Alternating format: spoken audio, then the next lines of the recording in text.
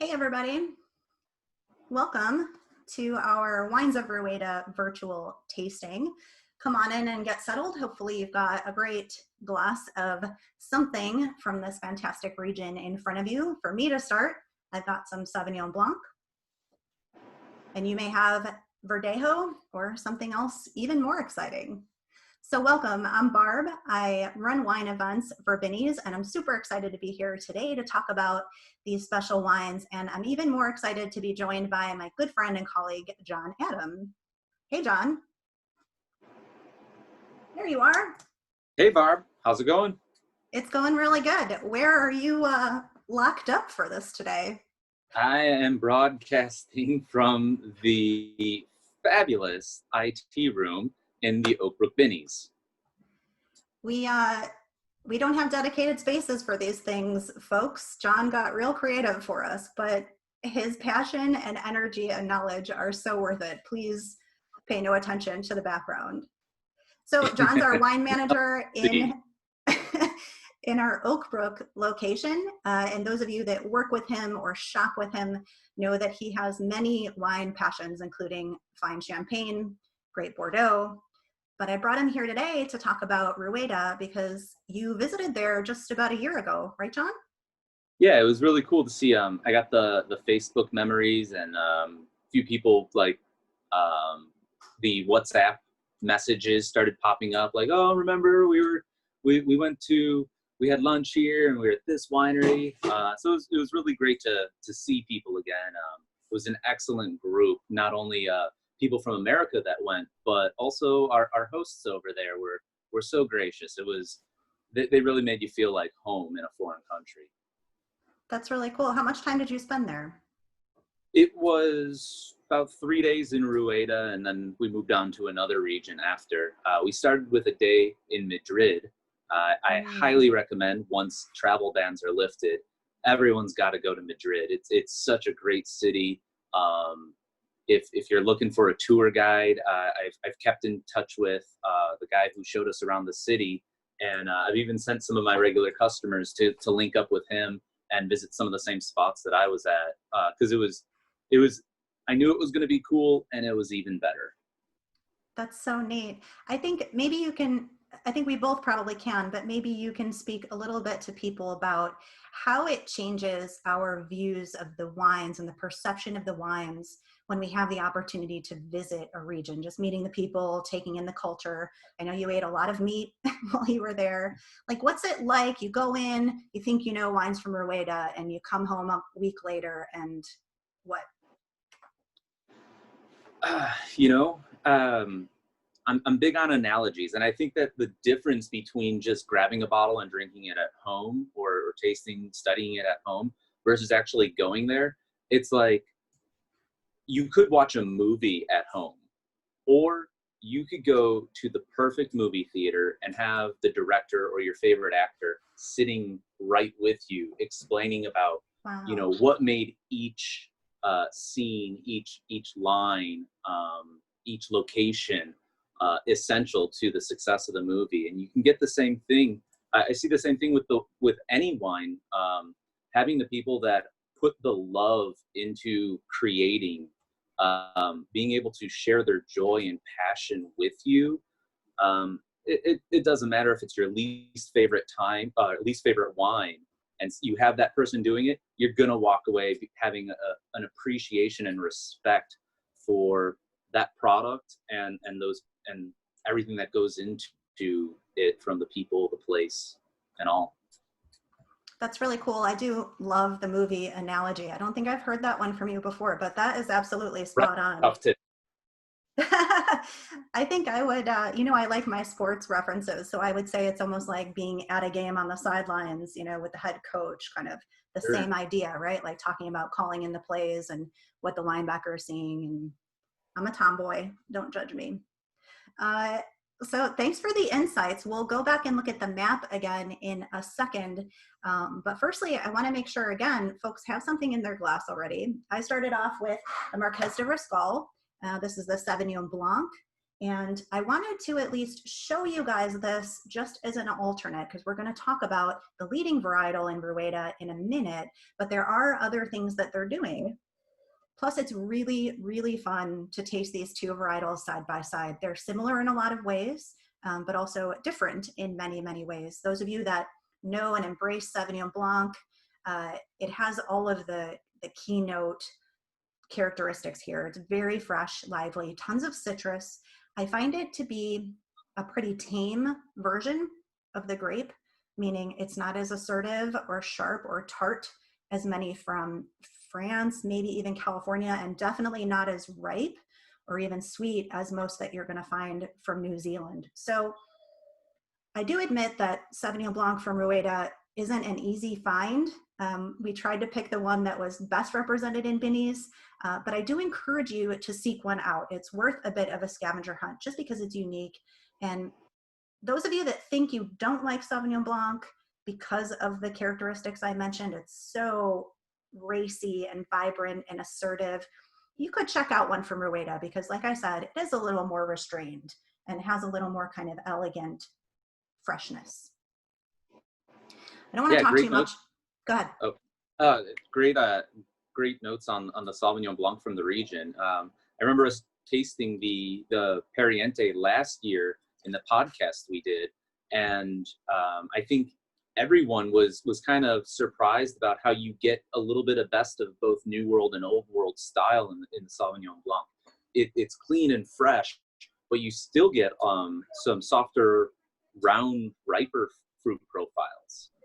Yeah, I definitely agree with that. It's kind of, if I didn't know where this was from, I would have a hard time distinguishing, is this Old World or New World or warm climate, cool climate? It does kind of ride the middle of the line. Those of you that would like a comparison, it's kind of hard to do, but I think if you forced my hand, I would say it's almost like South African Sauvignon Blanc, if you're familiar with that category, in the way that, yeah, there's fruit, but it's not overdone. There's freshness and acidity and a little minerality, but nothing like Loire Valley. Or maybe something even from Washington, which isn't, you know, a huge category, but the ones they do kind of show like this too. Is that fair, John? Totally. Yeah. So let's go back and look at the map again here, folks. And pardon me, I'm just trying to manage all of the screens. So we're looking at a map of Spain, I hope. Can you see my map, John? The map is up. Cool. You want to talk a little bit about, you said you flew into Madrid, right? And then you guys went. So we fly into Madrid, and it's maybe a 2 to 2.5 hour drive to Rueda. And I remember being in this big van with the group, and I'm kind of falling asleep because, you know, jet lag, and then night on the town with a fun group of people. You're a little sleepy the next day. You got into something, did you? Maybe. I see everyone kind of like moving their jaw, and I'm like, what is everyone doing? And then I feel it. My ears are like, oh, my ears need to pop. And I never really thought of Rueda as being a higher elevation, but it's up there. 2,000 feet easy, 2,000 plus feet in elevation. And so we're driving through, and I feel that you feel like gradually going up, and then the hard slants come, and you're driving through clouds. It was a really beautiful day. Worth the drive. Glad I wasn't the one driving, because some winding roads and driving in Europe isn't always the easiest thing to do if you haven't done it much before. So if you can get a driver, it's worth it. Or if you can take a train, finding some other transportation would be my recommendation. Walking, maybe. Probably Sure. not cycling. Maybe Probably like not cycling. Unless you've got monster calves. I've been to Napa a few times, and just driving around those curves and steep hills sometimes is scary enough. I don't think I'd want to do, high elevation Spain. So hopefully the map gives people a pretty good idea of where in Spain were talking. And you kind of went all around the region, or did you sort of just stick in one centralized place when you were there? We went around to Segovia, old historic town. There's the Roman aqueducts are still standing.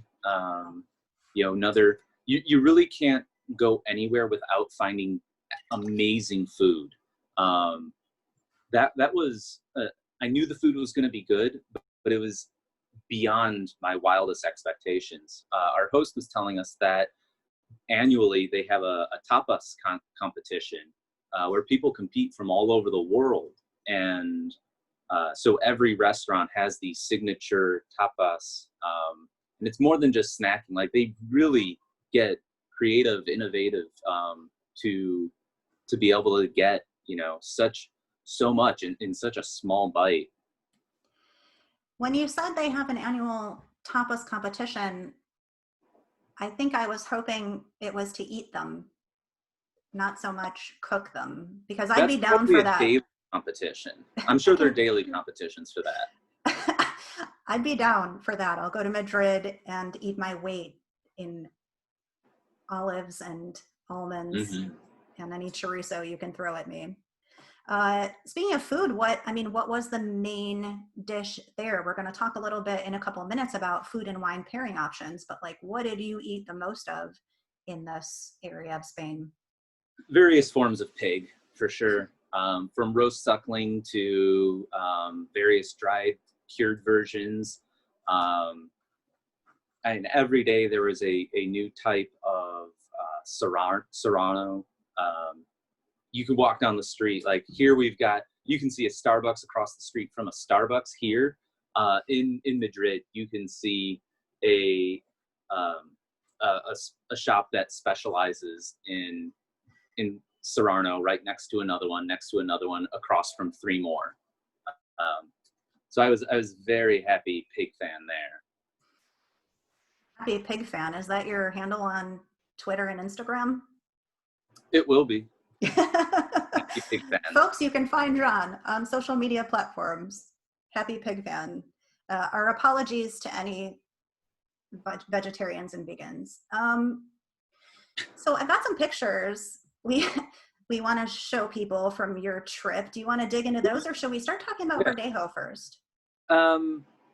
Let's maybe, before we get into the real meat of it, again, sorry, vegetarians. It's cool that we started with Sauvignon Blanc, because there have been new additions to the DO.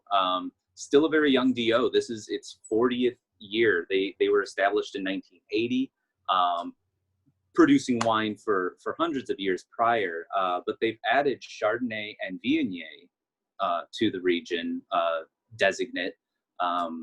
So people, if you're not into the lighter, crisper style, with the coming 2020 vintage and beyond, we're going to start seeing Rueda designate for these fuller bodied varieties.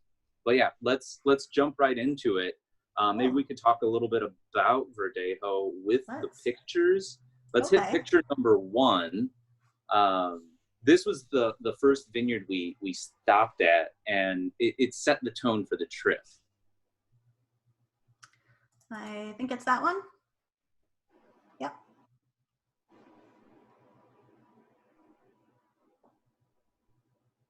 Got some old vines here. I hope that's the right picture. Really old vines, wide open spaces, beautiful skies. Sandy, chalky soils, really contributes to the vine age. It's much of Europe was ravaged by phylloxera, which it's a root louse. It'll eat the roots, kill the vine, and it cannot burrow through sand. So these soils really protected these vines.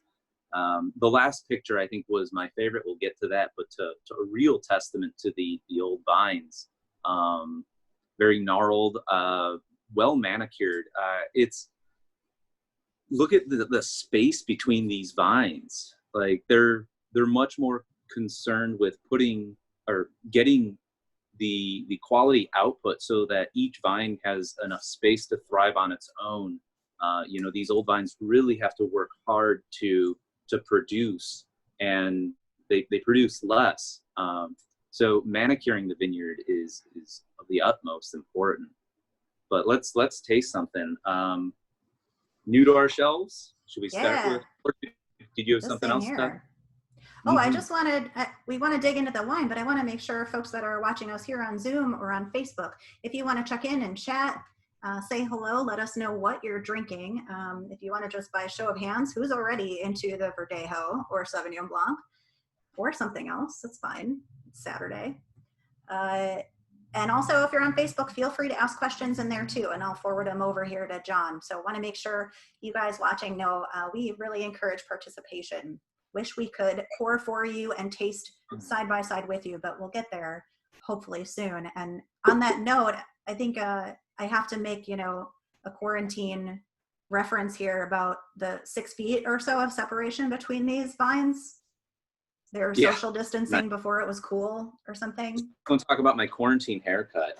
I didn't want to bring it up, John. Mm. So yeah, new to our shelves. Let's talk about this Verdejo, huh? Super exciting, huh? I think we debuted this last year. We kind of did a test run with it at the our Arlington event, which was right after I got back from Spain. I loved it. I'm glad we sometimes in those events we would test out items to see if this is something, get public feedback, get the staff's feedback, see how it would play into the rest of our shelf set. And this was one that we had great response. We got orders. People were talking about the wine at the event and after the event. And so new vintage arrived on the shelves maybe a week or two ago. And very, very mindful of organic practices. I spent a little time on their website this morning thinking I could like do a little cheat quick study. Like, no, I was immediately like just drawn into it. They've got so much information. Definitely be spending tonight looking at their website. Very easy to find. Just Google the name of the wine. And when I cracked the bottle, super aromatic, huh? Yeah. Really it's such a surprise. I mean, I literally, you saw me and heard me. I wanted like the first take to share with you. I haven't tasted this yet or even smelled it. And I'm really, really pleasantly surprised by the gorgeous aromatics in this. I'm getting a lot of pineapple, which isn't always that common for me for this grape. And a little of the kind of signature grapefruit is there. Definitely some white flower notes. Folks, if you're tasting this with us, go ahead and let us know and share your thoughts so far. But just in smell alone, this is really lovely. Yeah. And we are going to put a slide up at the end there with the bottle shots and prices, so you don't have to worry about writing things down or taking pictures. But this one is our most expensive of the 3 bottles we're tasting today, and still a very, very affordable $13.99. So another note about wines from this region, so much value, not just interesting and good conversation pieces. You'll look like the smartest person at the dinner party, but also such great wines for a tight budget. What do you think, John? I'm really blown away. I think this is even better than the one that we debuted last year. You know, this being the 18 vintage, 17 last year. Not that there's anything wrong with the 17s in Rueda. So much more fragrant. Yeah, there's the pineapple. I'm getting some white peach. Yeah, a lot of stone fruit and more tropical fruit than I expect. Typically, I mean, if I were just writing a textbook assumed tasting note of Verdejo, we talk about a lot of citrus, grapefruit, usually a little bit of like herbaceousness, meaning like green herbs, definitely higher in acidity typically. I think love just smelling this. The acid's there, but the mouth is so round and ripe up front that it balances out. Because you're left salivating. So total food wine. If you've got something to snack on, I definitely encourage, if you don't, go grab something and come on back, because your glass wants you to have something to eat. I'm glad you invited me to snack. I want to talk about this delicious recipe. Sorry, I don't want them to fall on my keyboard and make a shrimpy mess on my desk. But folks, when we put this event up, hopefully you noticed we shared a great shrimp recipe from our demo kitchen. And I took some liberties with that and kind of went my own style. But the one on our blog has a cool pineapple salsa, which I didn't make. But now that I'm tasting the wine, smelling the wine, I think it is such a perfect accompaniment. I went a little bit simpler with my shrimps and just did a kind of ceviche style. Technically, they're cooked, so it's not real ceviche, but it has those flavors, some cilantro, jalapeno, a little bit of garlic. I'm going to eat mine chilled down with this here fresh avocado. And I'm going to drink the heck out of this Verdejo with it. I think it's a great, great pairing. What are you going to have for lunch, John? I snuck lunch beforehand, but I'm definitely going to be finishing this. I did some roasted potatoes at home. I'll probably bring this home and try to make my as best take as I can on a papas bravas, which is one of the big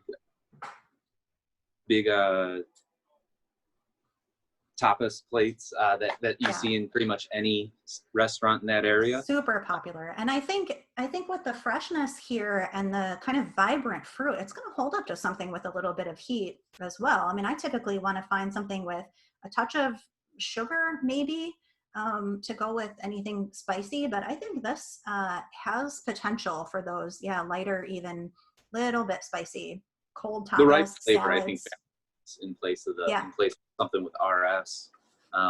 The big Chris, big Chris, who's watching, commented he's just drinking the wine and eating some potato chips, and how well, earthy saltiness goes well with a wine like this. Certainly, that pinch of salt just brings out all of the flavors. It can be explosive. It's delicious. Potato chip sounds good too. For sure. Folks, once again, this is Menade Verdejo 2018. It is widely available across Binny's at this time. And I mean, talking about seasonality, those of you that are joining us in the Chicagoland area, it's pretty much perfect out there today. So take this bottle, go sit in your backyard, play with your dogs, do your gardening. This is a perfect afternoon, I think. See someone's doing some steak with it. I think that could work. You know, acidity, white wines with acidity can cut through the fat of meat. And especially if we look at some of the non-fruit characters in this wine, you could tie your steak dish to this by what else you have on the plate. If you've got some sort of like crisp onion, because a signature, and I know we talked about it in the podcast, was fennel. You totally get like wisps of fennel in the nose and on the back of the palate. And so whether you're looking to bring out some of the, help it pair with herb or something green on the plate, that totally can work the marriage. Yeah, I agree with that. And my other simple picnic lunch recipe for today I was going to make was like a real simple chicken salad with tarragon. For the same reason, I think those flavors would really measure up and hold their own. Mm-hmm. For Amy and a couple other people that asked, this is Menade. Looks like that. And I'm going to show you guys a slide when we're done that have all the labels and prices on them. And that'll be posted on our Facebook page as well. So you can have a look at that post. We do have one other Verdejo we want to taste together and talk about. And I think it's a good transition to these other pictures way ahead of you. Okay. Oh, you've got that already? Yep. I got to catch up. One thing I find interesting is usually when we talk about old vines, we're talking about Zinfandel, Grenache, sometimes maybe Cabernet Sauvignon, and we don't frequently talk about old vine, white varietal grapes, right? So why do you think with Verdejo it's so important? And you know, it is a big deal there, so much so I think they do actually put it on the label in one of them. I think it's on here with the Shia. Mm-hmm. old vine Verdejo so important? Question is why? Why? Why not? I don't know if it was, maybe it's a little bit of a chicken and the egg. Like, did the intention come first, or did the ability come first? Like, you know, we never really talked about that on the trip. I'm sure we could reach out to our good friends at the Rueda group and ask for their insight. Maybe they'll comment on the video in the future. But if you've got some vines that are producing great fruit, you know, if it's not broken, don't fix it. You know, and maybe as the vine gets older through the decades and generations, if it's still producing wine that makes you say wow, but you're getting less of it, I'd keep it up. I like if it's not broke, don't fix it. Usually with a lot of vines, and I think with Chardonnay and Sauvignon Blanc especially, you hear about like 30, 35 years old, and they're going to rip them out, replant for a variety of reasons. We don't want to go too far into viticulture today, but I do think it's interesting that this is a kind of a unique region that talks about age of the bushes, as it were. I'm going to show the second picture for you. Is that cool? Let's do that. I can find it. So the second picture, once up, it's noticeably younger vine. These are probably around at like 30 years old. Whereas the first were upward about 75, 80. And I'm gonna make this a little bigger here. I also wanted to show, so we don't have as much space between vines here, and there's more trellising. You see some posts to help train the vines. You know, this is a different winery, looking a little not super mass production, but a little bit more commodity driven.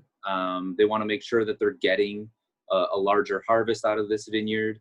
Another thing here is you notice the color of the soil, whereas the first was kind of like ashy gray. Here we've got kind of a clay brown. And so those are kind of the two major soil structures we were seeing in the region, which can add to the vine's ability to age, what type of texture.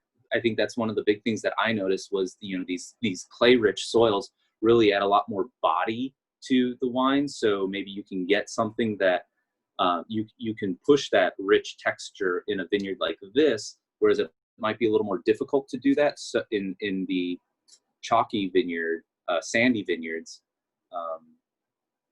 though you got that vine age. So very, very textured wines. Are you tasting Shia yet? I think, are you on mute there, Barb? That's it. I did it. I'm trying to keep up with some of the comments coming in, both here and especially on Facebook. We've got a lot of friends joining us there. So hi to everybody who is watching so far. And yeah, continue to leave comments and ask questions. But yeah, this definitely is a little bit more kind of trademark for Verdejo for me with that citrus note. Maybe it was your suggestion, John, but I definitely get a little of that anise seed or fennel. Mm. Wondering if anybody else has this Shia. I'm gonna hold this one up for you guys. It's a pretty distinctive label. And I can already, it seems to me at least to be a little more pronounced and kind of distinctive in the aromatics. So I'm guessing it's gonna translate on the palate that way as well, yeah? I think it's, first thing I notice on the palate is rounder, richer. So maybe this is until we start seeing, you know, the Chardonnay and Viognier bottlings, we can, you know, turn Chardonnay drinkers, people that want more body, find those ones that are older vine and ask your Binny's wine consultant about, you know, which of these do you have any Rueda wines that are getting some time in barrel as well? Not super common, but they're out there. And if you jump back to the podcast, we did taste through some with age, and they're just magnificent, Yeah. especially without having to break the bank. Those kind of wines are stunning. They're so unique and not widely available. We don't want to send anybody on a wild goose chase, but I've had some of those in the past too. And for you good white Burgundy fans, if you can hunt down, a nice barrel aged Verdejo from Rueda that's got 3 or 4, even more years of age, that's going to reward you. So beautiful. I think if I had to pick between these two Verdejos, I think I like the second one a little bit better. I agree with you that I like the roundness of it. Seems to be more weight and more character. But the freshness of the first lends itself more to certain foods, right? For sure. And I think I'm gonna have to counteract on you. This is Oh, much more me. This is a John wine. Like this is gonna be a regular at my house. Renee, if you're watching, you'll be seeing this a lot. enjoy, Renee. Love it. Why not? Should we jump to the third picture? Let's do. These are some really old vines, yeah? I think the oldest in the region. I know it's so great to be able to share these pictures with people, because when we last year getting home, I really wanted to share, and I love like the way the rows kind of split off. It looks like it's almost this is an unedited picture. There's no mirror effect. Like it's the way that they line up diagonally and everything. This is it. I thought it was the most breathtaking. So Yeah, that this vineyard, definitely looks like it's had some color correction. What a beautiful sky. do they irrigate? Um, some do. A lot of, I think for the most part, no. Um, that's going to be a producer by producer decision. I did see some irrigation lines, but for the most part, a lot of the vineyards looked like this, where you can see. A lot of the vineyards look like this in how untouched they were. You can see there's nothing going through there. I remember going through some wineries that have along their trellising system. It looks almost like a garden hose with a medium-sized hole poked in it about every 3 to 5 feet to irrigate. But here, this is untouched. The story on this vineyard was the current owner's great grandfather inherited this vineyard from his great grandfather, and at the time they were producing excellent wines already with mature vines. And so when her grandfather, did I say her great grandfather? I think you said grandfather.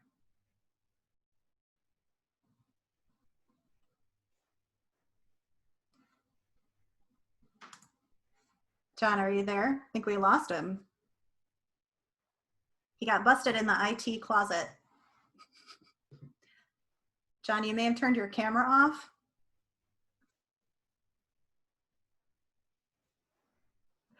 Well, in the meantime, hopefully he rejoins us. That was a cool story. Just wondering who else out there might be tasting the Shaya or the Menade, and if you guys have a preference of the two, if you're tasting both. I really like this wine. I'm gonna have it with my pseudo ceviche shrimp. I can't really call it that because they are cooked. Technically, I did cook these sous vide, and I know my friend Chris is watching, doesn't approve, but it is real easy. 135 degrees, 30 minutes, and put it in an ice bath. Done deal. It's delicious, it's fresh, it's super healthy, and very inexpensive to make. So I love it for the summer. Jennifer, you have both of them and you like the Menade better. That's interesting. I did get a comment in here too from, let's see, in Springfield, a couple folks. Eric and Jen, really great comment about how most people think of red wine when we talk about wines from Spain. And surely I'm one of those people too. I love Rioja. I love wines from Priorat, or I might be partial to some really good, especially value cava. So one of the reasons John and I wanted to talk about Rueda with you is to introduce you to an area. This is really Spain's top region for white wine, and it shouldn't be overlooked because it is so much fun. But yeah, thanks you guys for watching all the way from Springfield. It's one of my favorite stores too.